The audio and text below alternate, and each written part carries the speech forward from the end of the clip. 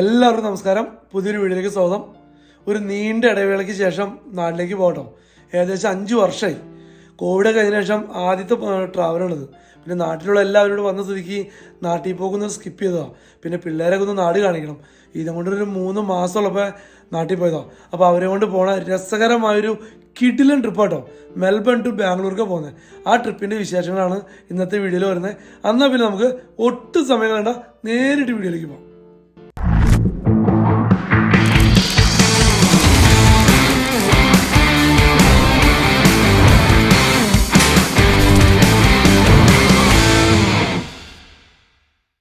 Morning 9 o'clock flight. അതുകൊണ്ട് രാവിലെ തന്നെ എണീറ്റു. ഇതും കൂട്ടിന് അപ്പൂസൊക്കെ റെഡിയായി. ഇനി പ്രാർത്ഥനയൊക്കെ കഴിഞ്ഞ് ഇറങ്ങാനുള്ള തയ്യാറെടുപ്പാണ്.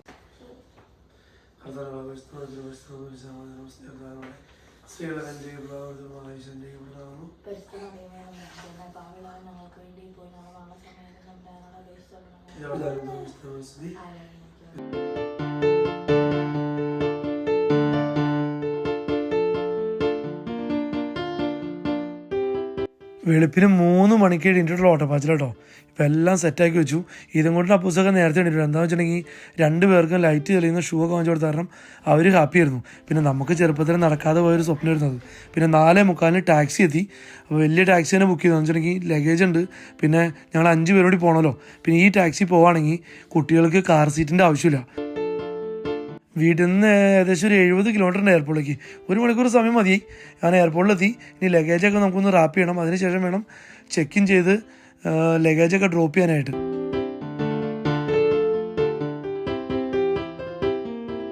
ചെക്കിനും കഴിഞ്ഞു, ലഗേജെല്ലാം ഡ്രോപ്പ് ചെയ്തു. ഇനി 2 ട്രോളി ഹാൻഡ് ബാഗ് മാത്രമേ ഉള്ളൂ. ഇനി അതുകൊണ്ടാണ് ഇതും കൊണ്ടിന് അപ്പോസിനുള്ള ഓട്ടം. എന്താ സന്തോഷം എന്ന് പറയാമോ. എമിഗ്രേഷൻ പ്രോസസ്സിംഗ് ഒക്കെ കഴിഞ്ഞ് കഴിഞ്ഞാൽ അതിൻ്റെ അകത്ത് ടൂറിസ്റ്റ് റീഫണ്ട് സ്കീം എന്നൊരു സംഭവമുണ്ട്. അതെന്താ വെച്ചിട്ടുണ്ടെങ്കിൽ നമ്മുടെ നാട്ടിലേക്ക് എന്തെങ്കിലും ഗിഫ്റ്റൊക്കെ വാങ്ങിച്ച് കഴിയുമ്പോൾ അതിന് കട്ട് ചെയ്താണ് GST ഫിഗർ നമുക്ക് തിരിച്ച് കിട്ടും. അപ്പോൾ അതിനെന്താ ചെയ്യണമെന്ന് വെച്ചിട്ടുണ്ടെങ്കിൽ വാങ്ങിച്ച ഐറ്റത്തിൻ്റെ ഒറിജിനൽ ബില്ല്, ആ സാധനം വേണം. അതിന് പുറമെ നമ്മുടെ ബോർഡിംഗ് പാസ്, പാസ്പോർട്ട്, ഒരു debit card or credit card, ഇത് മൊത്തം ഒരു വെരിഫൈ ചെയ്ത് കഴിഞ്ഞിട്ട് ശേഷം നമ്മുടെ ആ GST ഫിഗർ നമ്മുടെ ഡെബിറ്റ് കാർഡിലേക്ക് അല്ലെങ്കിൽ ക്രെഡിറ്റ് കാർഡിലേക്ക് നമുക്ക് തിരിച്ച് കിട്ടും. എനിക്കും തിരിച്ച് കിട്ടി കേട്ടോ. അത് കഴിഞ്ഞ് നമ്മൾ നേരെ എൻ്ററായി പോകുന്നത് ഡ്യൂട്ടി ഫ്രീയുടെ അത് കട. നല്ല വിശാലമായ അടിപൊളി ഡ്യൂട്ടി ഫ്രീ കേട്ടോ. ചുറ്റി കയറി നമുക്ക് ഒത്തിരി നടന്ന് കാണാനുണ്ട്. എല്ലാ തരത്തിലുള്ള ലക്ഷറി ഷോപ്പുകളും ഇലക്ട്രോണിക്സും ലിക്കേഴ്സും എല്ലാ സംഭവമുണ്ട് ഇതിനകത്ത്. വീട്ടിൽ നിന്ന് ഇറങ്ങിയപ്പോൾ ബ്രേക്ക്ഫാസ്റ്റൊന്നും കഴിച്ചിട്ടുണ്ടായില്ല. ഇപ്പോൾ സമയം ഏകദേശം 7:30. അങ്ങനെ ഹംഗ്രി ജാക്സ് ഉള്ളപ്പോൾ ബ്രേക്ക്ഫാസ്റ്റും കഴിച്ചു. പിന്നെ പിള്ളേർക്കും കൊടുത്തു. ഇനി അവിടെ നിന്ന് നമ്മൾ നേരെ നമ്മുടെ ഗേറ്റിലേക്ക് പോയിക്കൊണ്ടിരിക്കുക.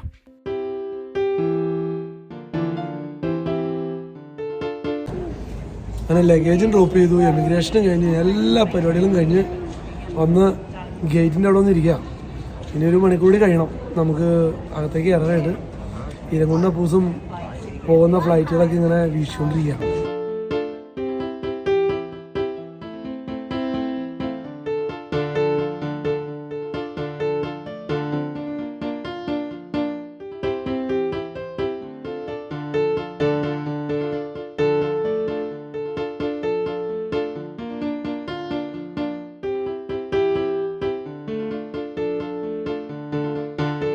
അങ്ങനെ ഫ്ലൈറ്റിൻ്റെ അകത്ത് കയറി നമുക്ക് ഫ്രണ്ട് റോ തന്നെ കിട്ടിയിട്ടോ. എന്ന് വെച്ചിട്ടുണ്ടെങ്കിൽ അവിടെ കൊച്ചിന് ബേസ്നെറ്റ് സീറ്റ് ഉണ്ടായിരുന്നു.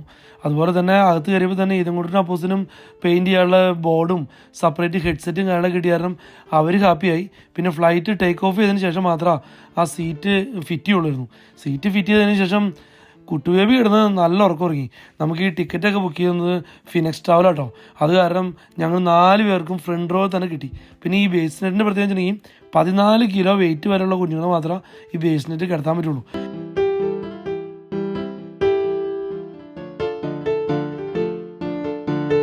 അങ്ങനെ ഫുഡൊക്കെ എത്തി. ആദ്യം കുട്ടികൾക്ക് കിടന്നിട്ട് ഫുഡ് കിട്ടിയേ. അപ്പോസിന് ഫുഡ് കിട്ടിയിട്ട് അപ്പോസിന് എന്താണെന്നൊന്നും മനസ്സിലാവില്ല. അപ്പോസ് എല്ലായിടത്തും നോക്കിക്കൊണ്ടിരിക്കുക. പിന്നെ കുട്ടുബേബി കിടന്ന് ഉറങ്ങിയ കാരണം ദീപ്തി അവർ 2 പേർക്ക് ഫുഡ് കൊടുത്തു. ഞാൻ തൊട്ടപ്പുറത്ത് സീലിരുന്ന് 2 സിനിമയും കണ്ടു. അത്യാവശ്യം ഫുഡ് കഴിച്ചു. നല്ല ടേസ്റ്റുള്ള കിടിലും ഫുഡായിരുന്നു കേട്ടോ. ഞാൻ സിംഗപ്പൂർ എയർലൈൻസിൽ പോയിട്ട് ഇതേപോലെ നല്ല ഫുഡ് കഴിച്ചായിട്ട് എനിക്ക് ഓർമ്മയില്ല. പിന്നെ ഇതും കൊണ്ട് അപ്പോസിനൊക്കെ ബോറടിക്കാണ്ടിരിക്കാൻ വേണ്ടി ടാബിനകത്ത് കാർട്ടൂണൊക്കെ ഡൗൺലോഡ് ചെയ്ത് കൊണ്ടുവന്നിട്ടുണ്ടായിരുന്നു. അപ്പോൾ അതും പിന്നെ ചെറിയ ബിസ്ക്കറ്റ്സുകളൊക്കെ കൊണ്ടുവന്ന കാരണം അവരെ അതൊക്കെ വെച്ച് നമ്മൾ എൻ്റർടൈൻ ചെയ്യിച്ചു. അതുകൊണ്ട് വലിയ ബോറടിയൊന്നും ഉണ്ടായില്ല കേട്ടോ.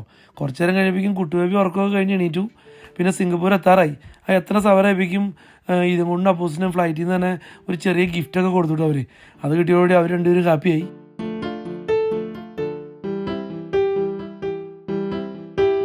അങ്ങനെ സിംഗപ്പൂർ വന്ന് ഇറങ്ങി ഒരു 4 മണിക്കൂർ ലേ ഓവറുണ്ട്. ഈ എയർപോർട്ടിൻ്റെ അകത്ത് തന്നെ മെട്രോ ഉണ്ട് കേട്ടോ. നമുക്ക് വേറെ ടെർമിനലിലേക്ക് പോകാനായിട്ട് സ്കൈ ട്രെയിൻ സ്റ്റേഷനാണ് ഇത് പറഞ്ഞത്. ഇവിടെ നമുക്ക് ട്രെയിൻ കയറി അടുത്ത സ്റ്റേഷനിലേക്ക് പോകാൻ പറ്റും. പിന്നെ എയർപോർട്ടിനെ കുറിച്ച് പറഞ്ഞു കേട്ടോ, അടിപൊളി എയർപോർട്ടോ.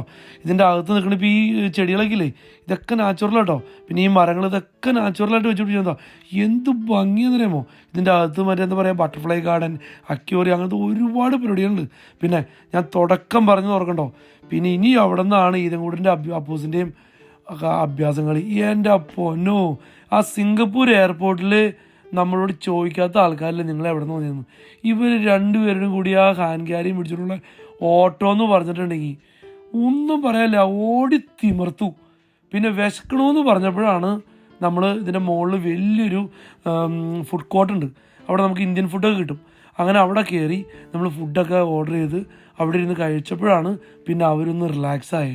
അതുവരെയില്ലേ ഓട്ടം തന്നെ ഓട്ടം വരുന്നു.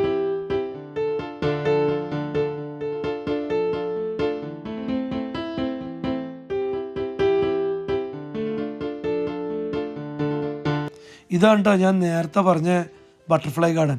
ഇതൊരു എയർപോർട്ട് ടെർമിനലിൻ്റെ അകത്താന്ന് പറഞ്ഞ് വിശ്വസിക്കാൻ പറ്റുമോ? എന്ത് ഭംഗിയായിട്ട് മെയിൻറ്റെയിൻ ചെയ്യുന്നറിയാമോ. അതുപോലെ തന്നെ അതിനകത്തൊരു ചെറിയൊരു വാട്ടർഫോൾസ് ഉണ്ട്. നമുക്കിപ്പോൾ ഫ്ലൈറ്റ് എത്ര മണിക്കൂർ ലേവർ ഉണ്ടെങ്കിലും ഇതിൻ്റെ അകത്ത് ചുറ്റിക്കറങ്ങി നടന്ന് കാണുമില്ലേ, ആ സമയം പോണെന്ന് അറിയില്ല കേട്ടോ. അതുപോലെ തന്നെ അപ്പുറത്ത് ഒരു അക്വേറിയം ഉണ്ട്. അവിടെ ഒത്തിരി കോഴിക്കാർപ്പ് ഫിഷ് ഉണ്ട്. ഫീഡ് ചെയ്യാൻ പാടില്ല. കുട്ടികളെ കൊണ്ട് അകത്ത് കയറുമ്പോൾ ശ്രദ്ധിക്കേണ്ട കാര്യം ബട്ടർഫ്ലൈസിനൊന്നും പിടിക്കാൻ പാടില്ല. ഇതും കൂടെ അപ്പോസും പിന്നെ കുറേ നേരം അതിൻ്റെ ഉള്ളിൽ കൂടെ ഓടിച്ചാടി കളിച്ച് നടന്നു.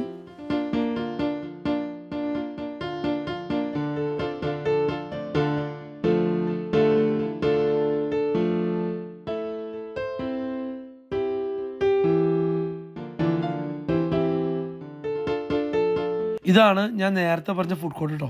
ഒത്തിരി ഷോപ്പുകളുണ്ട്. അതുപോലെ ആ ഷോപ്പുകൾക്ക് ഓരോ നമ്പറും ഉണ്ട്. ഇനി നമുക്ക് ഫുഡ് അങ്ങനെ ഓർഡർ ചെയ്യാൻ വെച്ചിട്ടുണ്ടെങ്കിൽ ഇതിൻ്റെ ഫ്രണ്ടിൽ തന്നെ നമുക്ക് സെൽഫായിട്ട് ഫുഡ് ഓർഡർ ചെയ്യാം. അപ്പോൾ ആ ഷോപ്പിൻ്റെ നമ്പർ അടിച്ചു കൊടുത്ത് അതിനകത്ത് മെനു വരും. ആ മെനു പ്രകാരം നമ്മൾ സെലക്ട് ചെയ്തിട്ട് നമുക്ക് പൈസ കൊടുത്തു കഴിഞ്ഞാൽ ഒരു ടോക്കൺ കിട്ടും. ആ ടോക്കണായിട്ട് ആ കടയിലവിടെ എന്ന് പറഞ്ഞു കഴിഞ്ഞാൽ അവർ ഫുഡ് വരും. നമ്മൾ ഇന്ത്യൻ ഫുഡ് ഓർഡർ ചെയ്താൽ കാവേരി റെസ്റ്റോറൻറ്റ് എന്ന് പറഞ്ഞാൽ ഊത്തപ്പവും മസാല ദോശയൊക്കെ ഓർഡർ ചെയ്തു.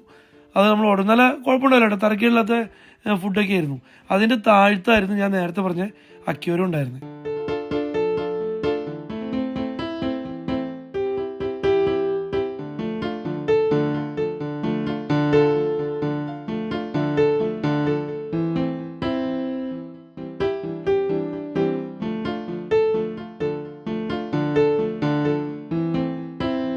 നാല് മണിക്കൂർ ലെയർ ഉണ്ടായത് നമ്മൾ അറിഞ്ഞു പോലുമില്ല. അങ്ങനെ നമ്മൾ ഗേറ്റിൻ്റെ അടുത്തേക്ക് എത്തി. ഇനി നേരെ ഫ്ലൈറ്റിൽ കയറാണ്. ഇനി ഇവിടെ നിന്ന് പോകുന്ന ഫ്ലൈറ്റ് എന്ന് പറഞ്ഞാൽ സിംഗപ്പൂർ എയർലൈൻസ് തന്നെയായിരുന്നു. ചെറിയ ഫ്ലൈറ്റ് ആയിരുന്നു. നമ്മൾ ആ മെൽബണിൽ നിന്ന് വന്ന ഫ്ലൈറ്റിൻ്റെ അത്ര ഒരു ഗുമ്മൊന്നും ഉണ്ടായിരുന്നില്ല. ഈ ഫ്ലൈറ്റിൽ കയറിയപ്പോൾ ഞാനും ഇതങ്ങോട്ടും അപ്പോസും ഒരേ സൈഡിലായിരുന്നു കേട്ടോ. ദീപ്തിയും കൊച്ചും ഫ്രണ്ടിലായിരുന്നു. കൊച്ചിന് പേസ് നെറ്റിസിറ്റി വീണ കാരണം അവർ ഫ്രണ്ടിലായിരുന്നു. പിന്നെ ഈ ഫ്ലൈറ്റിൽ കയറിയപ്പോഴും അവർക്ക് ഹെഡ്ഫോണും ഇതൊക്കെ കിട്ടി. അതൊക്കെ കൊത്തി കുറേ നേരം ടി വിയൊക്കെ കണ്ടുകൊണ്ടിരുന്നു. അത് കഴിഞ്ഞ് ഫുഡ് വന്നേക്കാളും മുമ്പ് രണ്ടുപേരും കിടന്ന് ഉറങ്ങിപ്പോയി കേട്ടോ.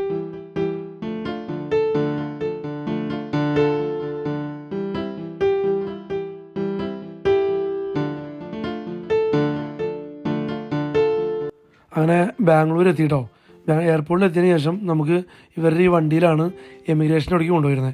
അപ്പോൾ ഇവിടുന്ന് കുറച്ച് ദൂരമുണ്ട് അവിടേക്ക് നടന്നു പോകാനായിട്ട്. പിന്നെ പിള്ളേരും ഫാമിലിയൊക്കെ ആയിരുന്നു, അവർ ആ വണ്ടി കൊണ്ടുപോയി. എയർപോർട്ടൊക്കെ കാണാൻ നല്ല രസമായിരുന്നുണ്ട്. പിന്നെ എമിഗ്രേഷൻ പ്രോസസ്സിംഗ് ഒക്കെ കുറച്ച് കൂടുതൽ സമയം എടുത്തു. നമ്മൾ വിസയൊക്കെ എടുത്ത് വന്ന കാരണം അതിൻ്റെ ചെക്കിങ്ങും കാര്യങ്ങളൊക്കെ ഒത്തിരി സമയം എടുത്തു പുറത്തേക്ക് ഇറങ്ങാനായിട്ട്. പിന്നെ നമ്മളെ കൊണ്ടുവരാൻ വന്നത് ദീപ്തിയുടെ ആങ്ങളെ കേട്ടോ. ആങ്ങളെ പള്ളിയിലെ അച്ഛനാണ്. അച്ഛൻ വന്നു. പിന്നെ ഇതുകൊണ്ടിൻ്റെ അപ്പോസിനും ചോക്ലേറ്റും ഗിഫ്റ്റൊക്കെ ആയിട്ട് അച്ഛൻ വന്നു. കാരണം പിന്നെ അവരും വളരെ ഹാപ്പിയായി.